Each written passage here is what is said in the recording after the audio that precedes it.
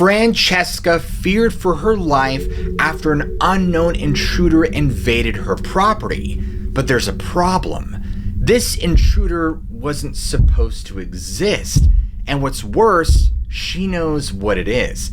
In fact, there has been a dark harbinger showing up all throughout history, and as you'll see in today's video, Francesca is not alone. You won't want to miss this one.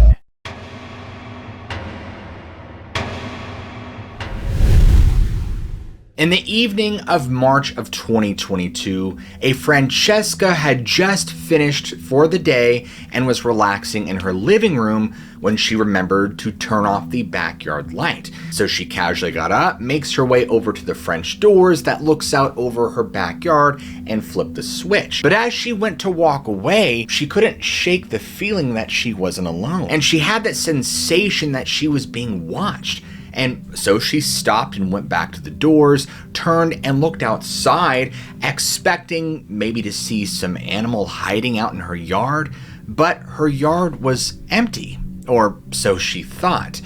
Basically, all she could see was her husband's tools out from some yard work the day before. And so she stopped and grabbed a snack from the kitchen, and Francesca returned to the doors, still curious if her hunch was right, and that's when she saw something. Francesca was perplexed since there was no lights in that part of the yard, and it couldn't have been the light reflecting off a bike. So while gathering details, she tried to put together the strangeness of what she was seeing, like a mist engulfing around a silhouette of a large, hulking animal resembling a dog, but it was perched low to the ground. It just didn't make sense. And so the longer she stood in front of the door processing what she was seeing, the more unsettling things became. Suddenly, this creature whips around, revealing two gleaming eyes, a fang-filled snout, and tapered ears poking through this mist. She described a massive black dog, darker than the night around it. Now, this thing also moved so quickly that it looked like it collapsed into the dark mist surrounding it.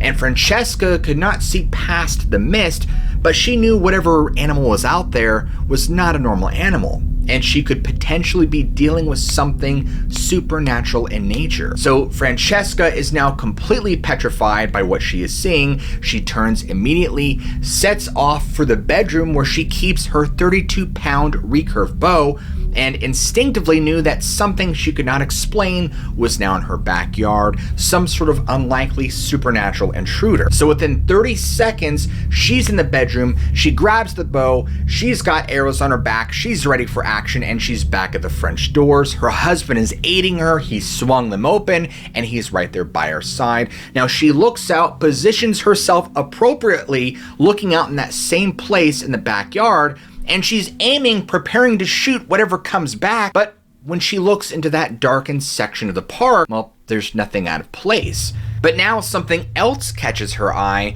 and she sees this black mist that's kind of curled up where the animal once was spotted, crouching down. Everything behind it is obscured by this black mist. Now, I want to point out here that this particular section of the yard is normally very well lit up because Francesca's neighbor actually has a light post very close by, and the light from that just happens to illuminate this section and its proximity. Now, this animal is actually in a different spot than it was the first time she saw it, where it was completely in darkness. Now, it's in this spot that is fully illuminated. But the disturbing detail remains, and it's the fact that she can't see past this bizarre black misty animal. It's pretty unsettling to say the least. And now she's holding up her bow and she's pulling it back, and she begins shouting at whatever this thing is that you need to leave now. I don't care who or what you are, but I'm prepared to shoot. And then it did something so out of the ordinary that she didn't have any viable explanation for it. This black, wispy mist sort of moved like it was being sucked out of the yard out over this back gate close by. And this wasn't a small gate, like we're talking roughly 6 to 6.5 feet above the ground. And so after it was gone, it never came back to the house. Initially, she was just completely rattled and could not make any sense of what she had just witnessed. but she was very familiar with folklore and the black shuck due to her casual interest in those kinds of things. It actually sounds like she had somewhat of an education on it, but we're not sure how much. She never disclosed that. Whether it was a run-in with the legendary demon dog, the hellhound, or something else entirely, to this day, Francesca can't fully explain what it was she saw in her backyard. But we can't help but wonder if its presence alone was truly the sign that a tragedy would soon happen. Unfortunately, we'll never know.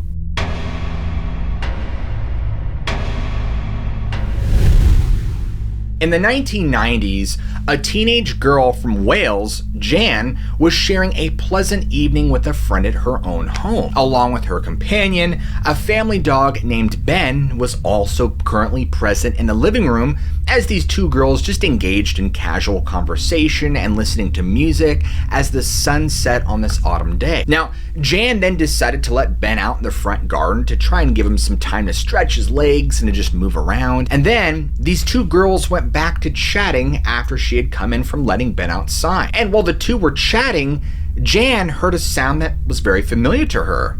It was the sound of a dog clawing, her Cocker Spaniel breed actually, scratching at the front door, eager to be let back inside. This was no different than any other normal time. But instead of turning to let him in, Jan's friend actually walks over and opens the door just to casually let him in. But as she opens the door, Jan notices a strange animal that is not her Cocker Spaniel scurrying all throughout the house, thinking it must be her dog Ben, but it clearly wasn't. This strange beast-like creature raced past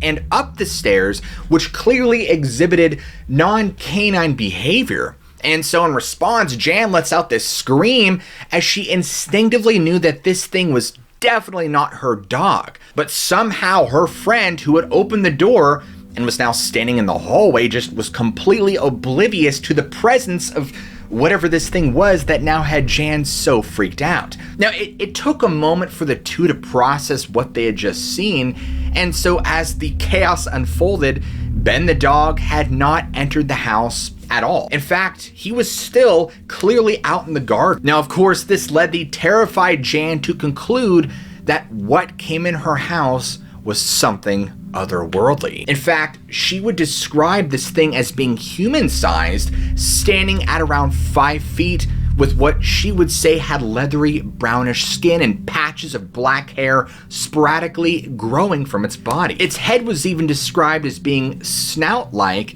with menacing, protruding teeth, and it had piercing red eyes. Now, of course, after this initial sighting, Jen and others living in her house would sporadically report on, but only hearing, heavy running footsteps of an animal, as if it were racing up the stairs, akin to the one Jan had witnessed that day when it ran up to the second floor. In fact, the occurrence actually became so frequent that many, including Jan, began referring to this strange phenomenon as a puka, or a hellhound, or some other elusive mythical entity. Now, obviously, what Jan encountered in the 90s was not a typical hellhound story. In fact, until she laid eyes on it, nothing had actually manifested. Before, they were always just vague, open to interpretation omens of tragedy or death, but Jan physically saw this thing in her house as it rummaged about and ran around, and in some of its appearance upstairs. So if the legendary hellhound is just that, a myth, what on earth did she see? Well, she's not alone. As a matter of fact, there's been so many people that have claimed to have similar experiences just like Jan's, with one such story that comes from a 15-year-old boy in Illinois who woke up one night to a strange sight in his bedroom that would go on to baffle him for years to come.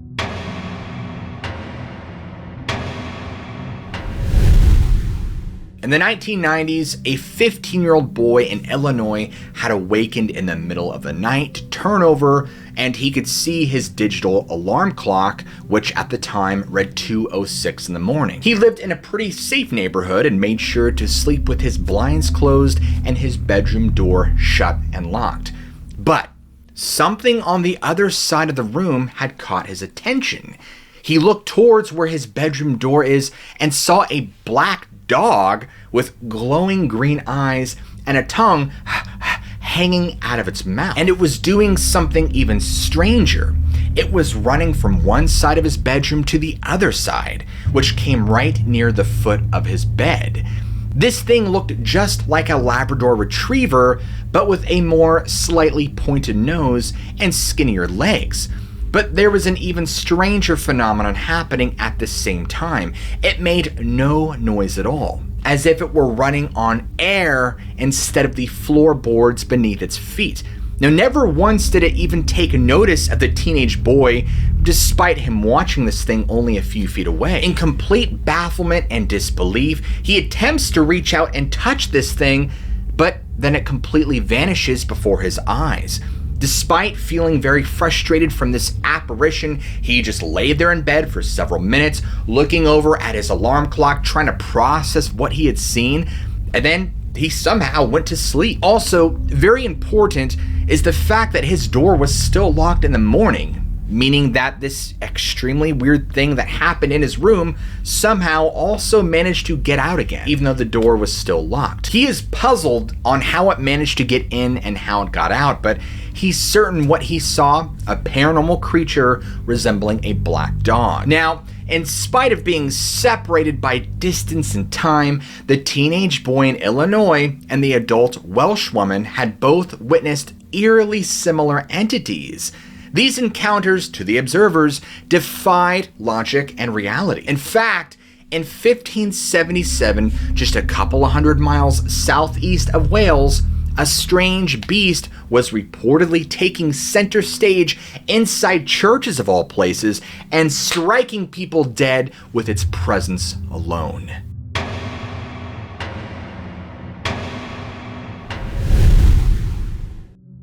One of the most terrifying hellhound legends is the black dog that haunts the small English town of Bungay in Suffolk. Hopefully I just got some bonus points for those of you watching across the pond on my pronunciation of that. Over 400 years ago, this demonic entity left a church full of people knowing what would be ample proof of the existence of hellhounds. It all started on a warm Sunday morning in August of 1577. Parishioners made their way into St. Mary's Church in Bungay for their prayer service.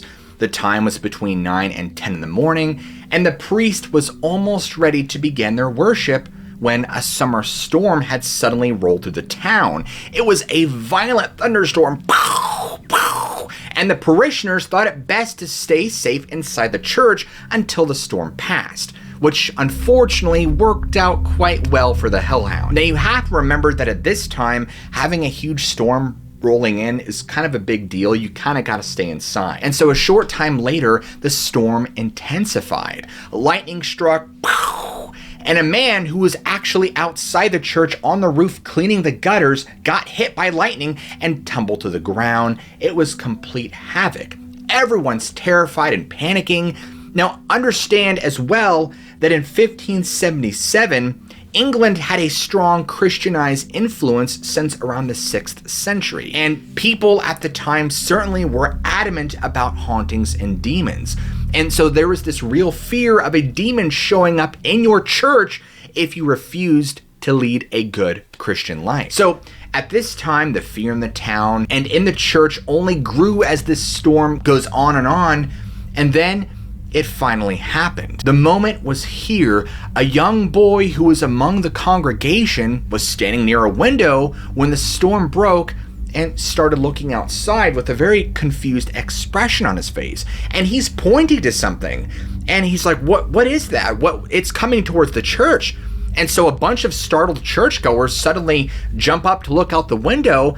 And at this point, they're not really focused on the storm anymore, and they're looking towards the direction where the boy is pointing. And coming down the hill off in the distance that sat right behind St. Mary's Church, incredibly terrifying during this crazy storm, mind you, was this big, black, demonic-looking dog. And as soon as people saw it, everyone started screaming, they're hollering. They believed that what they were seeing was indeed the hellhound who was bringing death with it. And so this hellhound actually enters the church, and it then walks between these two churchgoers who were on their knees praying, and both dropped dead in its wake. It nearly killed another man when he reached out to touch the hellhound, although I'm not sure why you'd want to reach out and touch this if you're already scared, but he collapses on the ground, starts writhing and shriveling up like a snail that had just been salted, but remained alive, and then as quickly as it had entered the church, it left. And when it did so, it left behind two dead churchgoers, as mentioned, and several other church members who were actually struck with paralysis. Now, even stranger, some unseen mysterious force had completely destroyed and mangled the large clock inside the church. Gears were bent and broken and twisted in ways that were not humanly possible. The description of the demonic animal that rampaged through this church and the one that Jan witnessed running up the stairs in her home are eerily similar. In fact, both are reminiscent of hellhounds, which by now, if you don't know, they are mythical beasts that are said to bring omens of death with them. Huge, hulking black with blazing fiery red eyes, and apparently, if you look directly into them, it would cause you to die suddenly. Now, what's interesting is hellhounds are thought to be the guardians of the underworld, while in other cultures they are seen as the spirits of the restless dead. In fact, some believe that hellhounds are the ghosts of evil people who are doomed to wander the earth for eternity. Now, could this be why this being singled out and attacked these two churches? We don't know. But in another chilling account reminiscent of what happened at Bungay, the hellhound was far from over. It was said to have paid a similar visit to the Holy Trinity Church in Blybra, just a few miles away. Now, in a striking parallel to the incident at St. Mary's, the hellhound killed two men, injured others, and even the gouges it left on the door, which had been preserved over time, leaving a lasting scar from that day. The mysterious being that attacked these two churches remains a mystery.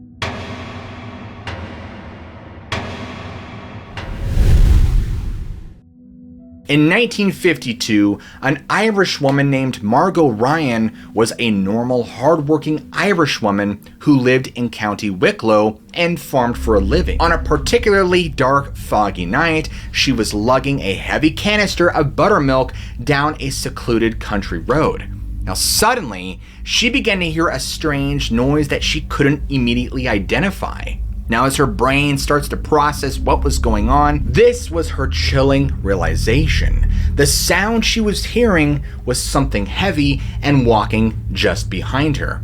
And so without turning around to acknowledge this presence, Margot continues to walk down the path, and the heavy footfalls came right alongside with her every step of the way. Margot was completely off-put and alarmed by the presence of this unknown animal. But as these two walked down the path together, she would begin to let her guard down and would feel a strange sense of comfort. And so the two of them would continue walking, and she did her best to keep her eyes on the road, and she's thinking to herself, this can't be happening. I have no idea what this thing is. And so she reaches her hand out to touch it, and she feels nothing. And now she's completely confused by this and tries a few more times with the same result. Completely puzzled, she tries again, but her hand goes right through this dog's image. Now, on her third or fourth or fifth attempt, whatever this is at this point, she discovered that this dog had actually moved away several feet. Now, she actually turns to face the animal and sees it in full for what it is, a large black dog that looked very out of place just due to its physical appearance and very large size. As the stunning realization actually began to hit her that this thing wasn't of this world, she actually reached out again, and her hand would pass right through it. And so she stepped back, and as she did, the dog also stepped back with her, and she's thinking that this is a specter or a ghost of some kind and that she needs to get home now.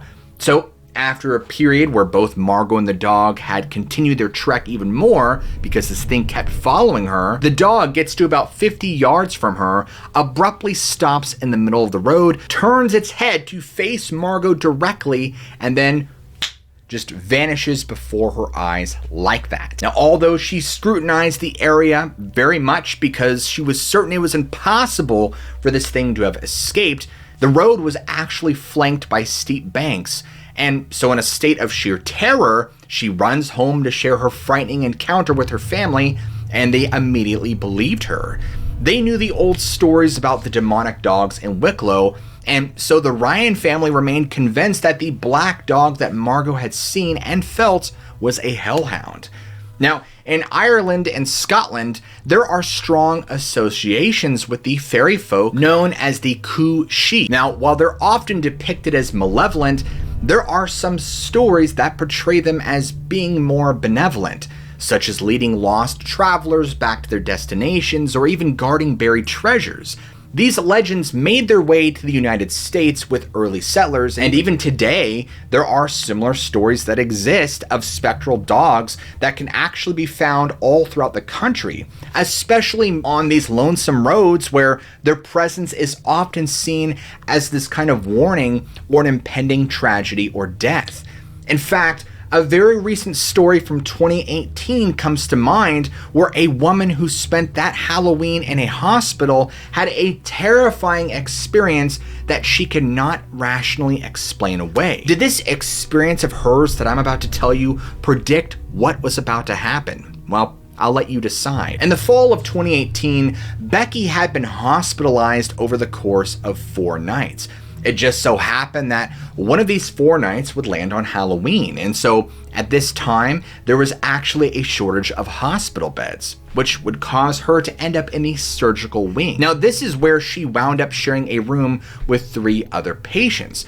And so that night, she really had trouble sleeping. She would be tossing and turning and just longing for sleep. For some reason, her body wouldn't let her fall into a restful sleep. Look, I get it. Hospital beds aren't the comfiest, but this was something out of the ordinary that was about to happen. Now, at one point or another, Becky looks up at the clock and sees that it's 11:47. And just as that happens, she happens to look over at the window at something that had caught her eye. Now, she sees something there that doesn't belong. Not only does it not belong, it should be impossible because she's on an upper floor with only a roof landing underneath it. There's no way anything could have possibly gotten up here. But outside of her window, she saw this massive black dog with the deepest, strongest red eyes she's ever seen. It was just glaring at her, and so she completely froze up in her hospital bed and out of reaction covers her face and turns away. And so when she finally turns back over and looks, it's completely gone at this point. Now, not even 30 minutes later, she sees this same figure again, but this time it's peering in at her from a window that's across the hallway. And now she goes into a full-fledged panic attack, realizing she's not crazy and that she's actually seeing something that shouldn't be there. However, the face would vanish shortly thereafter. And at this point, Becky was about to understand the reason for its presence. Only moments later, the entire surgical wing goes into a lockdown. There's commotion, there's screaming and all sorts of noise. Becky can see nurses and doctors rushing around outside. It was complete panic, and it would go on for hours. Now, as it turns out, a pregnant woman in the room right next to hers had gone completely psychotic as a result of an adverse reaction to the medication she was given. And so after going into a full-blown psychosis, she began banging on doors and screaming and crying, convinced the hospital had it out for her and were trying to overdose her. As a result of these things, the woman died. Now, whether this hellhound was actually foreshadowing this unseen tragedy is really anyone's guess. But the screams and cries that Becky heard that night from that woman will scar her forever.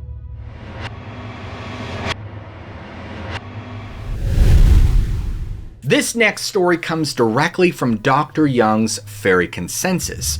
In the 2010s in British Columbia, a young teenage girl was in her parents' house when they were throwing a house party. As she wanted a break from the adults, so she decided to step outside onto the back deck and just get a little bit of fresh air. and she thought that she'd enjoy the silence. And as she stood on the back deck looking at the stars, she heard a sound coming from the family shed. And what happened next is straight out of a horror movie. About 10 feet away, she sees something. She suddenly freezes. It was like her brain was having a hard time understanding what was going on, because just about 10 feet away on one of their shingled one-story sheds was this gigantic black dog that was kind of pacing the roof of the shed. And the sighting was so bizarre that it made her jaw drop, because she could not make sense of it. I mean, how could this dog manage to climb up on the roof but somehow keep its balance? Because this roof was angled at like 30 degrees, and like I said, it was shingled, and so she's just trying to rationalize what she's seeing. And so she's thinking, okay, maybe the dog belongs to someone at the party, and that would at least explain her seeing it, but why and how was it on top of the shed, and why? Dogs can't climb ladders, can they? But even her common sense was telling her that this was just not right. No one on their street owned a dog that looked like this, or at least of this size, and even stranger were its glowing eyes that were this golden hue. Now, after this dog had noticed her, it did something terrifying. It began to run towards her, paralyzing her even more with fear. She could not move as this thing somehow glided across this sharply angled narrow roof right at her at breakneck speed. She was convinced in this moment that she was going to die, but miraculously, it just vanished right before it got to her. It didn't fall off the roof, it didn't jump farther over the fence, it didn't go backwards, it just disappeared. And of course, like any of us would be, she was completely stunned. And so after seeing this thing and regaining enough composure to move her body, she completely runs away and tells her mom immediately, "Mom, there's this huge black dog on our shed's roof, and it just vanished as it jumped at me." And of course, her mom is on the phone, she's like, "Yeah, well, whatever, just go away." And, she tells her, "Listen, your friends are here. Are we really gonna do these ghost stories right now? Really? Really?" In short, the girl has no idea how to explain what it was she witnessed, but it did not fit into any realm of any normal dog she'd ever seen before. And to add to that fact is that it was able to get up on top of an angled, shingled roof, and that raises questions too, but unfortunately, it all remains unsolved.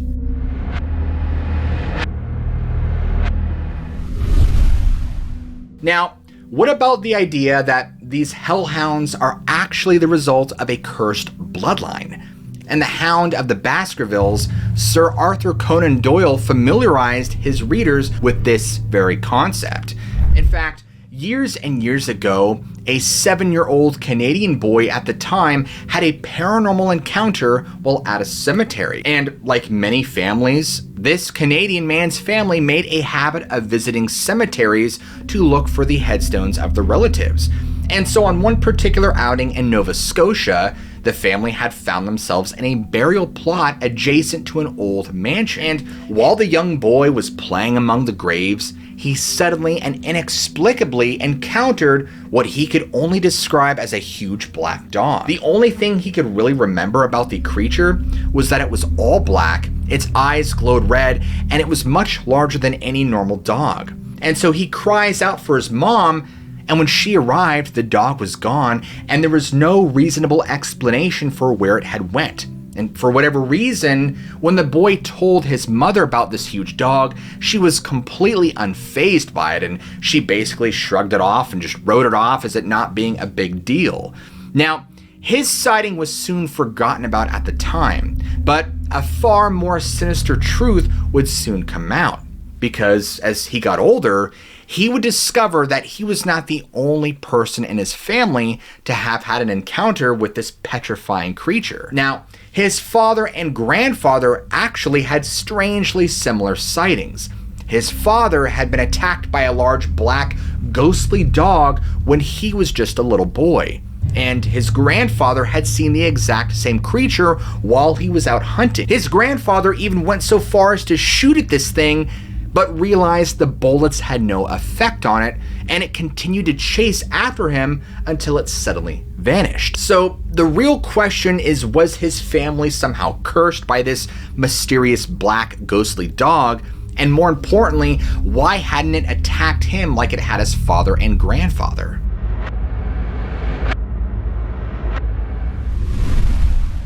In the summer of 2011, Andy noticed something unusual as he was leaving his girlfriend's neighborhood in Detroit, Michigan. And as he was driving, he caught sight of something out of the corner of his eye. Now, he described it as a large, well-muscled figure that was moving incredibly fast, possibly up to 50 miles per hour, just across the street, and described this figure looking like a phantom black dog. This thing was darting from the road and into a cul-de-sac and then off into a section of trees, and never once did it even notice or pay any attention to Andy despite his headlights shining right on it. Either that or it just ignored him purposefully. And so as he's watching this, he's thinking to himself, what on earth is this thing? What am I seeing? And so he's following it, expecting it to emerge out into the forest on the other side, anticipating it, but it never reappears on the other side of the cul-de-sac.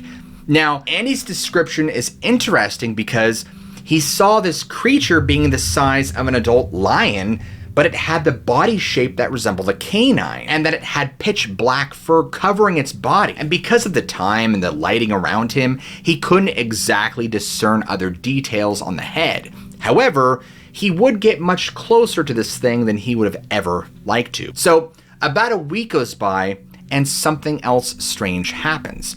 Andy had been out for a smoke in this garage when he felt a sudden sense of dread. Now, he couldn't shake the feeling that somebody was watching, and he's thinking this is strange because he's in his garage and there's nobody here, but he just stood there looking around, and suddenly, the car that was parked furthest away from him begins to shake.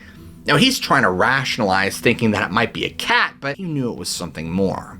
Then, he hears this terrifying sound, this deep growl mixed with these high-pitched screeches. It was deafening, it was loud, and the car just violently shook. It was as if the creature was warning Andy to leave, and then it became agitated by his presence.